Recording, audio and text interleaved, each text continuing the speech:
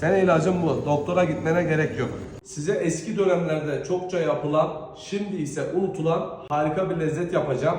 Evde de rahatlıkla yapabilip içebileceğiniz bir lezzet. Osmanlı şerbeti yapalım.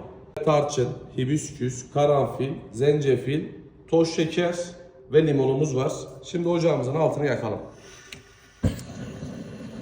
2 tane çubuk tarçın, bir tutam kadar hibisküs, harika bir renk verir bu.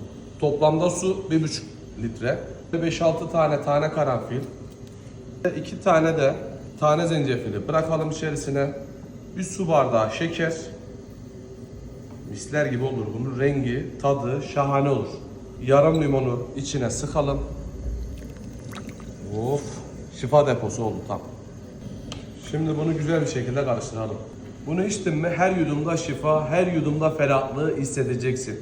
Boğaz ağrısı, grip, öksürük, nezle için de birebir. Bunu çocuklarımıza gerçekten alıştırmamız lazım. Milli içeceğimiz. Güzel bir şekilde şeker eridi. Şimdi bunu kaynamaya bırakalım. Bir bakalım kaynamış mı? Of, şuna bak şuna. Bu sadece bir içecek değil. Osmanlı'dan günümüze gelen eşsiz lezzetlerden bir tanesi. Bunu her yerde yapmanız lazım ya. Soğuk algınlığı, grip, nezle, bronşit için birebir. Senin ilacın bu. Doktora gitmene gerek yok. Şu renge bak. Şu renge bak sen. Şu renge bak. Oh.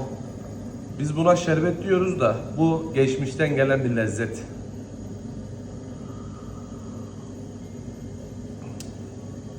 Çok güzel olmuş. Biz bunu sizler için hazır hale getirdik. İster aktardan bu şekil alın, evinizde yapın. Veyahut şöyle 15 tane sallama çay şeklinde atom şerbeti ister kışın ister yazın afiyetle tüketebilirsin. Şeker ilavesi yok. İsteğine göre de şeker ekleyip içebilirsin. Sebebi sensin.